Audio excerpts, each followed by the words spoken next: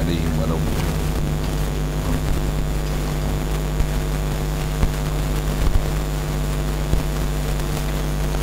بسم الله الرحمن الرحيم. الحمد لله رب العالمين، والصلاة والسلام على أشرف الأنبياء والمرسلين وعلى آله وصحبه أجمعين. سبحانك لا علم لنا إلا ما علمتنا إنك أنت العليم الحكيم. لا حول ولا قوة إلا بالله العلي العظيم. رب اشرح لي صدري ويسر لي أمري واحلل عقدة من لساني يفقه قولي. اللهم افتح علينا بفتوح العارفين بك. اللهم اجعلنا من الذين يستمعون القول فيتبعون أحسنه. اللهم علمنا بما جهلنا وانفعنا بما علمتنا وزدنا علما نافعا يا رب العالمين. قال الشيخ المصنف رحمه الله تعالى ونفعنا به وبعلومه في الدارين آمين.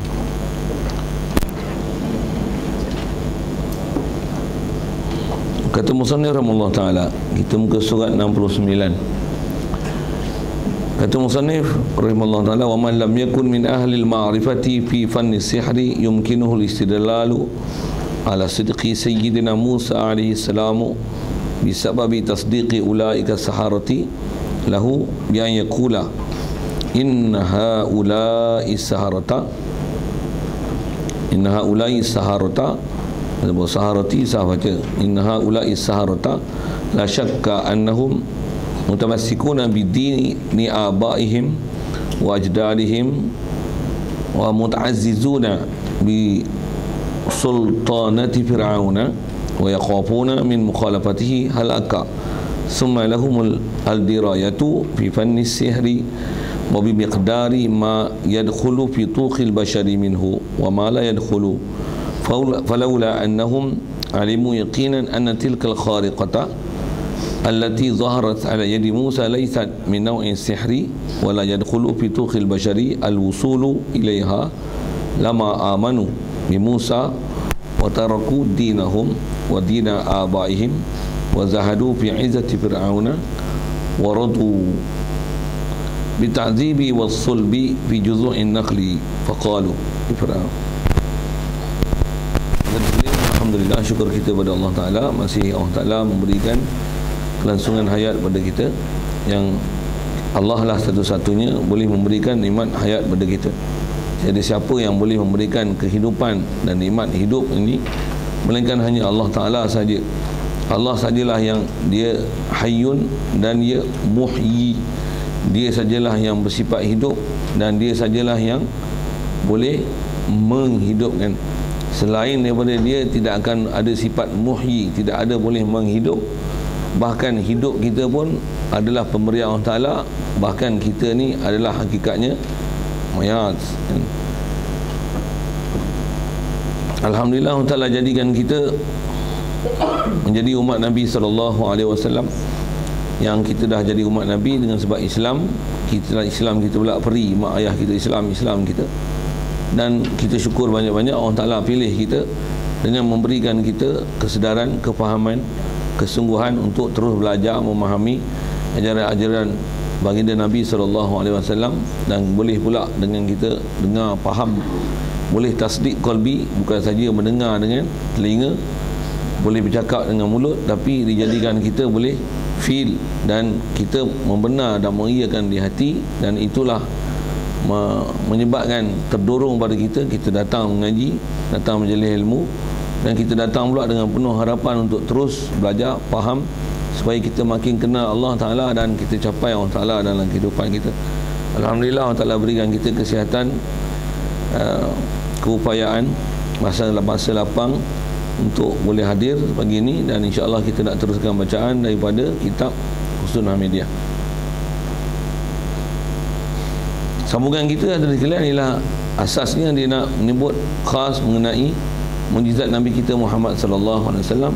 Cuma dia nak menyebut satu format kaedah berfikir dengan menggunakan mukjizat khas. Yang kita bicara dulu adalah pada mukjizat yang Allah Ta'ala beri kepada Nabi Musa, yang dia baling tongkat dia menyebabkan jadi ular saiz besar, dan pergerakan yang pantas, yang luar biasa, yang sehingga menyebabkan tukang-tukang sihir Firaun semuanya mengakui dan mengiktiraf yang ini adalah bukan perbuatan sihir, terus sujud untuk beriman kepada Allah Ta'ala dan mengiyakan dakwaan Nabi Musa bahawasanya dia ialah utusan Allah, dan bahawasanya ajaran Nabi Musa ni ialah benar, memang Allah adalah Tuhan semesta alam, bukan Firaun sebagai Tuhan.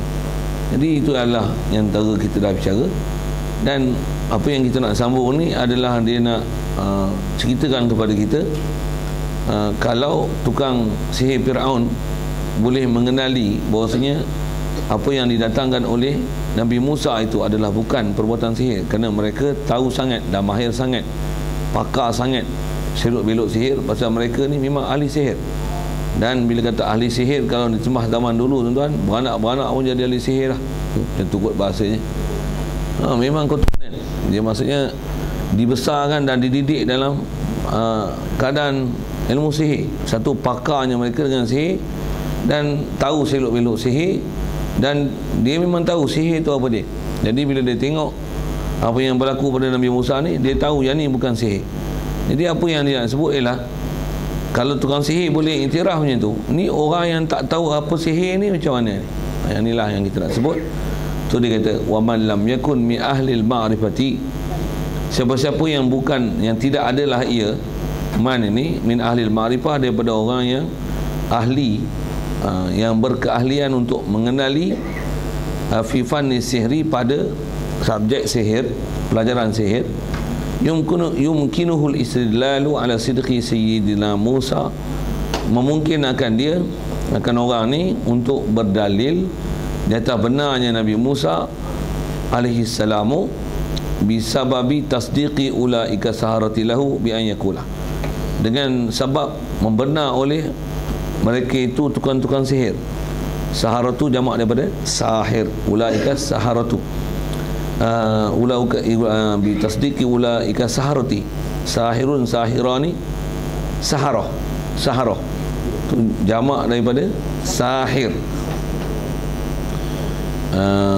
Dengan membenarnya tukang-tukang sihir kepada Nabi Musa ini, jadi orang awam boleh menggunakan kaedah berfikir dan format berfikir macam ni. Satu, apa yang kita nak belajar ni dan dia nak sebut ialah nak mengajar format berfikir dengan waras dan betul, logika, akal yang digunakan. Dengan sebab tu akal kita boleh makrifah Allah Ta'ala, kenal Allah Ta'ala, memang kita jadi ulul albab, kaedah berfikir dan metodologi berfikir yang betul. Sebab kita memang sepatutnya mesti diajar dengan cara berfikir yang betul. Tentu kalau saya sebut awal rasanya dengan apa dia nak sebut ni. Jadi kalau tukang sihir Firaun memang kena sihir, tak apalah, dia boleh mengiktiraf Nabi Musa adalah bukan tukang sihir. Orang awam tak kena sihir, macam mana kaedah berfikir dia? Kalau dia akan sebut ni, tapi ayat dia panjang sikit, takut blur, pergi nampak dulu, saya baca senang insya-Allah. Tukar orang awam akan berdalil macam ni. Kalau dia orang yang pakar sihir pun kata bukan sihir, kami ni memang tak arti sihir. Tapi kalau pakar sihir pun kata bukan sihir, yang ni memang bukan daripada perbuatan sihir. Dengan sebab itulah mereka sanggup kena seksa, kena bunuh, kena bunuh dengan berselang-seli, potong tangan kanan dan kaki kiri, dengan istilahnya disalib pula, dipalangkan pula di pokok-pokok kurma. Dengan keadaan terseksa macam tu, sanggup untuk menghadapi siksaan dan ancaman daripada Firaun macam ni, di atas fahamnya mereka dan retinya mereka yang ni bukan perbuatan sihir. Kalau kita faham tu, kalau orang awam dia nampak macam ni, dia akan kata gini, kalau mereka pun dah kata yang ni bukan sihir, kita ni ikut je lah tukang sihir Firaun tu yang mengatakan memang yang ni bukan sihir. Yang kata Nabi Musa ni, apa yang dia bawa daripada mukjizat ni bukan sihir, bukan sihir, bukan sihir. Jadi kalau kata tukang sihir pun beriman, kita yang tak sihir, tukang sihir orang awam ni macam mana? Kena beriman tak Nabi Musa? Daripada kena beriman. Isu format berfikir macam ni lah yang kita kena berfikir dengan betul. Saya nak sebut sikit awal-awal ni sebelum baca dengan dia nak sebut tu, isu kita sekarang ni. Isu apa? Isu Malaysia. Isu apa? Okay. Apa masalah dia ni duduk bising kan? Ada orang tak faham apa dia orang duduk bising-bising lagi-lagi dah. Kan bagus tu. Saja-saja tak faham. Memang kalau orang tak faham, tak faham. Bagus tak dia dah?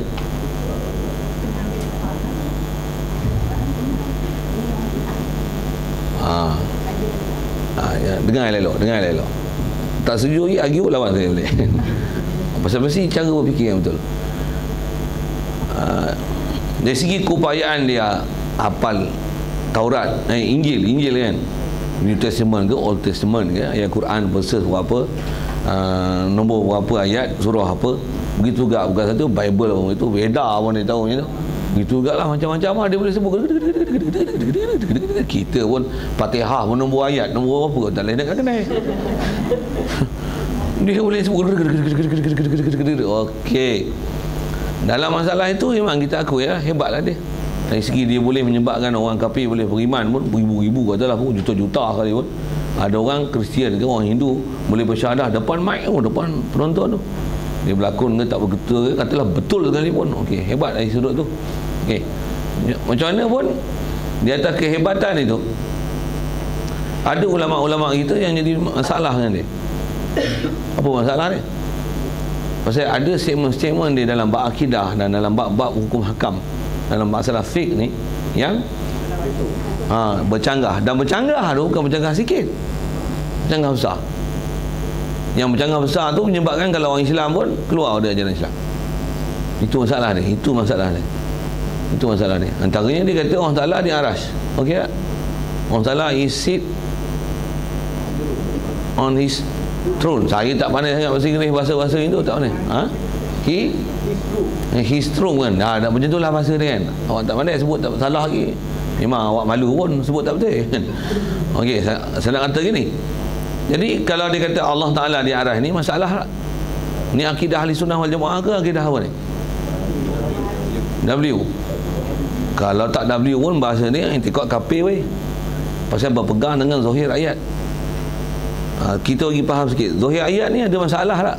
Faham intikad dengan zahir ayat, akidah mutasyabihat ni. Berpegang dengan zahir ayat ni masalah tak sebenarnya? Saya buat misal. Apa yang sebut? Okey, sekarang saya pakai mikrofon ni betul tak? Kalau saya kata buka Swiss tu, buka Swiss, saya tak guna buka Swiss selalunya.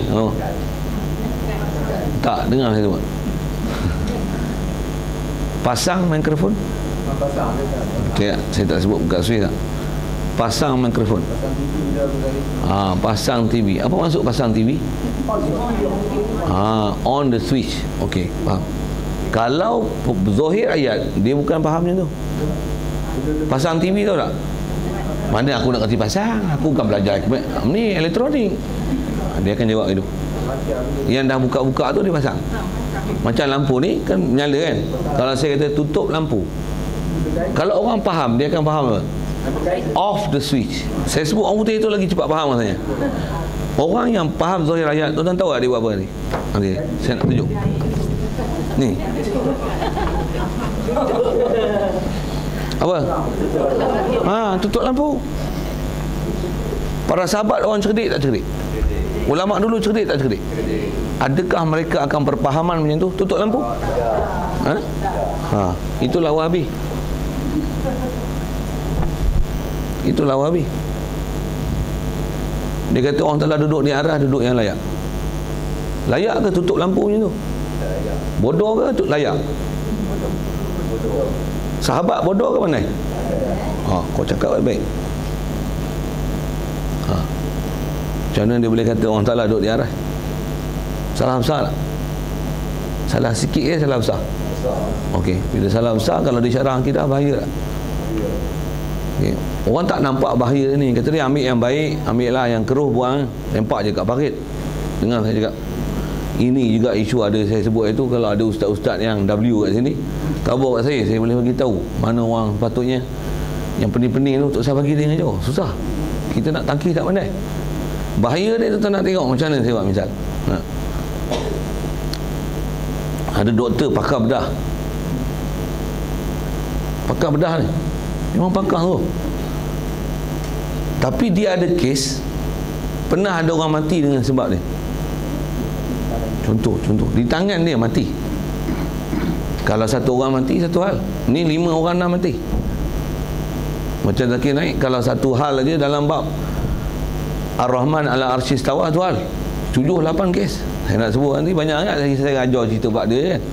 Satu tu pun dah padanah kalau ikut tu. Pasal dia apa? Dia berakidah besar pula tu, bila dia maklum dengan dia ubah tak? Nak ubah. Macam tu, fahaman dia macam tu kan? Okey. Jadi kalau doktor ni pakar macam mana pun, ada orang pernah mati di tangan dia, agak-agak boleh bagi tak lagi tugas kat dia untuk dia menjalankan pembedahan. Boleh tak? Boleh tak? Kenapa tak bagi? Bahaya tak? Bahaya tak? Ini bahaya kesihatan tuan-tuan. Itu pun boleh diperbaiki tau. Berakidah pun boleh diperbaiki tak sebenarnya? Boleh, tapi dia berubah tak? Tak berubah. Dia tak berubah tau. Macam tu lah fahaman dia. W pun kalau kita sebut macam tu lah fahaman dia. Dia tak ubah walaupun kita dah hujah dia macam-macam. Saya pun ada hujah dengan doktor seorang ni. Pasal dia duduk kelayi buat tu. Asalnya dalam grup. Waktu dia PM saya. PM saya PM dia boleh. Pasal dia kata pegang dengan zahir ayat tu tak apa, kata dia. Kata dia yang ni salaf. Saya kata tak betul, itu bukan salaf, itu salafi. Salafi ni wahabi. Salaf kalau bukan macam tu. Ada beberapa macam-macam poin lagi saya tak sebut dia pasal saya tak ada nak balas. Ni ada masa sambil-sambil sikit lain pun ada. Pakai saya nak balas dia. Saya nak sebut ialah gini. Jadi kalau doktor profesional masalah, orang profesional masalah tak? Satu kalau macam Zakir Naik tu masalah, Asri dan Evident masalah tak? Siapa and the gang? Bahaya tak? Satu Johor tak pergi masuk, senarai nama-nama ni yang tak boleh masuk kan? Bahaya tak dia ajar? Bahaya. Kita pula tak boleh dengar apa dia cakap. Kalau kita dengar boleh pantau, kata-katalah yang ni tak betul, yang ni tak betul. Bukan semua orang boleh menilai macam tu. Daripada jadi bahaya kat orang, macam mana nak keedah selamat? Kalau doktor tadi macam mana? Berhentikan perkhidmatan dia. Pasal apa? Bahaya ni. Kalau seorang mati satu hal, carelessly, you cannot suppose not to be careless, you know? Betul tak? Ini nyawa. Ini bukan nyawa tau. Ini apa? Akidah tau. Kau mati kafir masuk neraka kekal abadi selama-lamanya tau. Walaupun kita tengok dia boleh menyebabkan orang kafir jadi Islam, tapi yang Islam jadi kafir ni macam mana? Walaupun kita tengok apa nak sebut, adik hero boleh selamatkan orang macam-macam, tapi masa yang sama dia bunuh orang. Tak jadi. Ada masalah tu. Jadi yang duk lain boleh faham. Siapa faham macam lain ada? Sepatutnya kalau saya nak sebut ni, kalau Zakir Naik pun tak boleh masuk, patutnya kan diterima anugerah Tunku Al-Jirah apa tu. Ni manusia yang tak faham kadang memberikan anugerah pada orang tak sepatutnya diberi anugerah. Masalah macam ni lah kita. Nak kata tak pernah ada orang tegur. Dia daripada India ni tuan dengan Malaysia ni, saiz negeri pun lebih besar macam tak? Agak-agak ulama Malaysia dengan ulama India siapa pakar lagi? Jawab betul-betul. Ulama Malaysia dengan ulama India siapa pakar lagi? Malaysia. Ceh.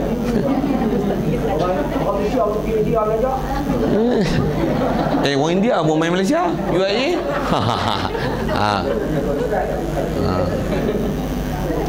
Tak ada ulama hadis kat Malaysia. Ulama hadis Malaysia ni bengong-bengong.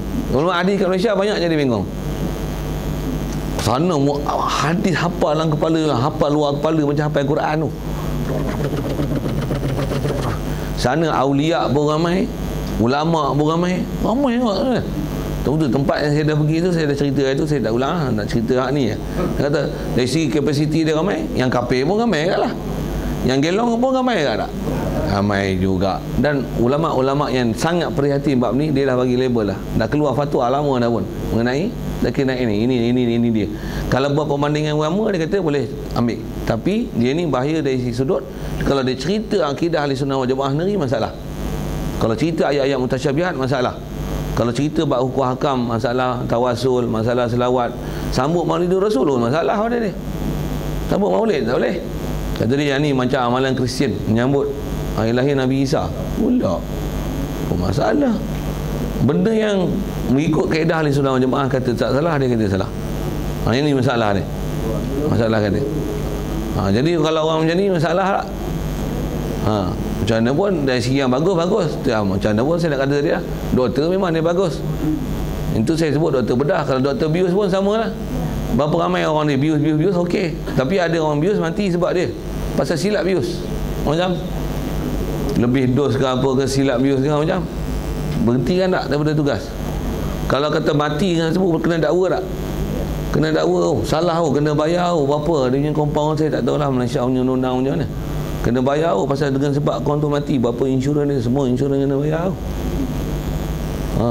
Kalau macam ni masalah pun diberhentikan tugas ni sampai melibatkan akidah, takkan nak biar.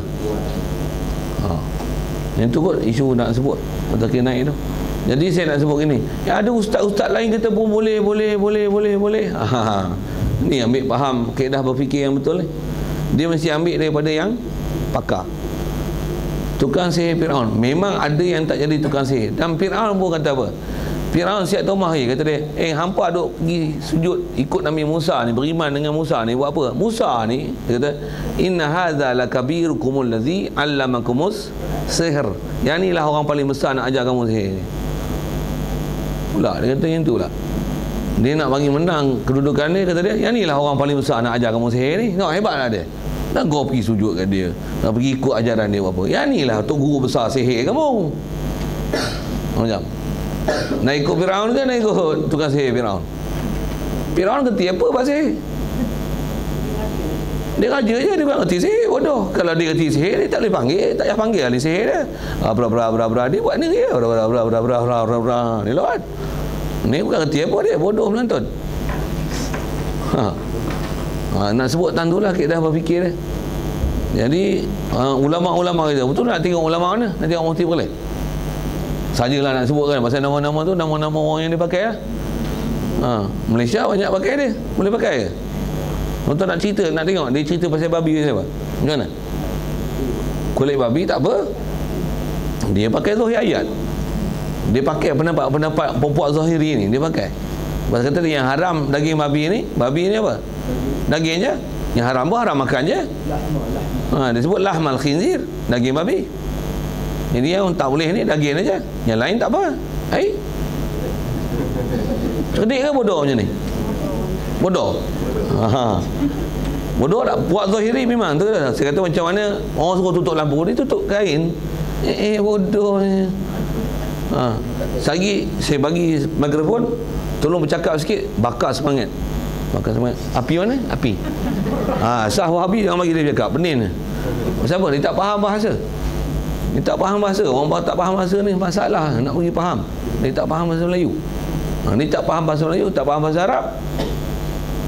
Tu yang kita dengar akidah-akidah merepek. Saja nak sebut tentu sikit. Asal kita nak faham ni, nak faham pada keadaan kita cerita kepada Nabi Musa ni yang kata tukang sihir dia semua dah memang mengaku pada Nabi Musa, Nabi Musa ni ialah Rasulullah. Untuk orang tak faham sihir ni macam mana? Tengok tukang sihir. Kalau tukang sihir pun beriman, kita ni jadikan tukang sihir yang dah beriman tu untuk kita jadi panduan, untuk kita pun beriman ikut jejak langkah tukang sihir yang kenal sihir ni bukan sihir, ini adalah mukjizat. Nabi Musa ni adalah benar. Tu kalau kita kat Malaysia ni nak ikut siapa ni? Pasal ustaz macam-macam ustaz komen. Nak tengok ustaz mana?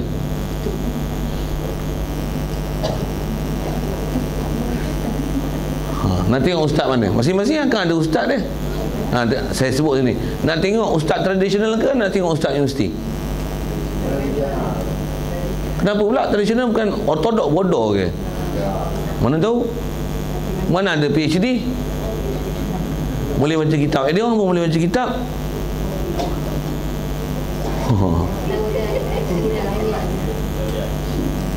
Tengok saya nak syarah sekali lagi tantu.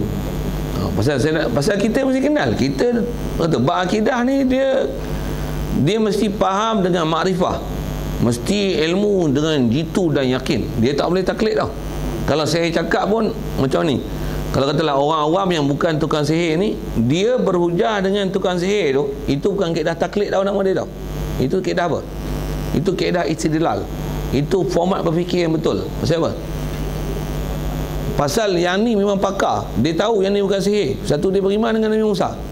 Jadi mengikut orang yang betul adalah betul. Satu, kita ikut orang betul. Jadi kaedah dia berfikir, kalau orang tu pun tahu yang ni bukan sihir, kita ikut orang ni yang mengatakan yang ni bukan sihir. Kaedah berfikir kita betul. Boleh faham saya cakap apa? Jadi kalau macam Dr. Zakir Naik ni, kita nak ikut kaedah mana ni? Memang bahasa ustaz macam tu ustaz. Tokoh-tokoh ilmuwan macam-macam tokoh ilmuwan ada. Kita nak ambil tokoh ilmuwan hak mana?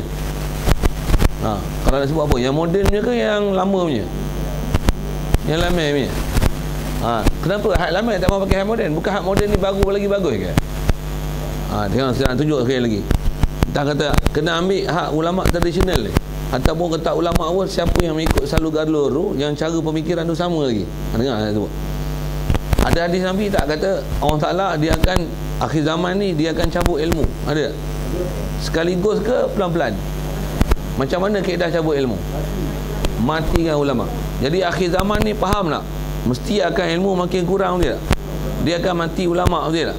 Mati ulama ni antaranya apa akan jadi? Bila mati ulama lepas tu tak ada orang nak ganti. Kalau ganti pun macam mana? Okey. Cuba tengok elok-elok. Mana yang makin kurang? Pondok makin kurang ke mesti paling makin kurang? Betul ke? Bukan pondok makin banyak ke? Mesti? Pondok moden sama tak dengan pondok lama? Tak sama. Okey dengar. Universiti makin banyak ke makin sikit? Pusat serenti lagi banyak. Itu saja tambahan sikit. Universiti masuk kena bayar, pusat serenti masuk dibayar. Betul tak? Makan free, khusus semua, tak payah kena bayar sekupang pun, semua ditanggung oleh kerajaan. Masuk universiti kena bayar, bagus masuk pusat serenti lagi. Situ saja guna sikit. Okey, dengar elok. Baik, jadi mana tempat yang Rasulullah isyarat yang ni mati ulama? Di mana tempat lahir ulama? Universiti ke pondok? Untuk nak dengar orang pondok kan dengar orang universiti. Tapi kasar sikit lah bahasa. Boleh tak mengaku kita orang baik? Tak boleh. Untuk kena mengaku jahat lah. Untuk apa? Apa nak punya kaedah ni?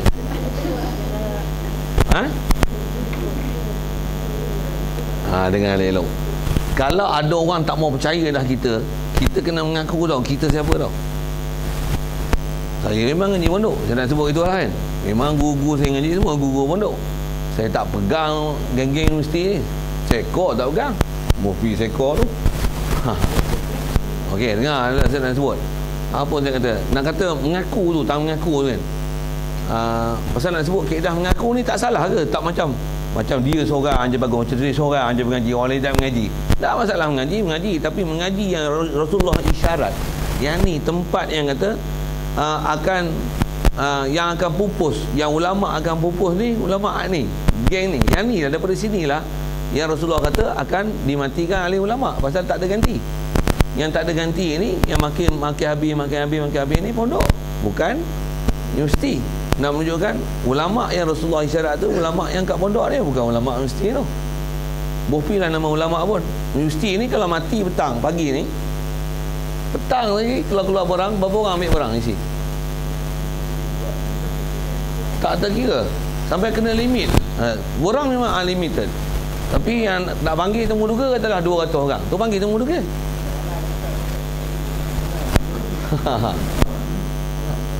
Tak limit. Waktu kena bayar. Kau beri, dia tengok wallet kau lah. Macam tu lah. Saya tak pandai wallet tentang apa tu. Apa saya nak sebut. Jadi ramai dah orang mohon.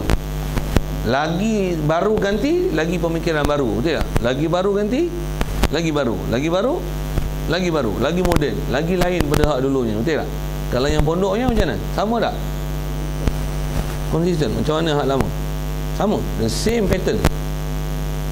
Saya ngajar macam mana untuk guru ajar lo, macam tu saya ngajar. Kalau mesti macam mana? Ini pattern lain, ini pattern lain. Kadang-kadang anak murid tu pun keluar 10 orang, bukan 10 orang satu kepala. Ni faham lain, ni faham lain. Kalau satu kepala pun satu kepala tang W tu. Ada satu kepala. Apa saya nak sebut ni? Saya nak kata nak ambil daripada siapa? Mesti ambil daripada orang yang Rasulullah jamin. Ni kalau kata dia tak bakar pun, dia duduk dalam tempat orang-orang yang bakar. Dia masih lagi ambil pendapat-pendapat orang yang betul, yang kalau disebut institusi yang Rasulullah kata yang ni makin pupus. Jadi ulama yang pupus daripada institusi ini. Kalau dia bercakap hukum, ambil daripada orang